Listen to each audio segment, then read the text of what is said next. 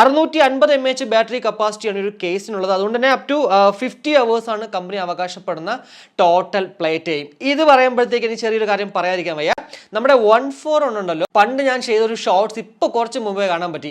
141 ആ ഒരു battery capacity അവർ പറയുന്നത് 600 mAh ആണ്. 600 mAh ഉള്ള ബാറ്ററി കപ്പാസിറ്റി ഉള്ളതിൽ അവർ അന്ന് പറഞ്ഞത് 50 മണിക്കൂർ എന്നായിരുന്നു. അപ്പോൾ പിന്നെ ഈ ഒരു 650 mAh ബാറ്ററി കപ്പാസിറ്റി ഉള്ള ഇതിലെങ്ങനെ 50 മണിക്കൂർ മാത്രം കിട്ടുന്നത്?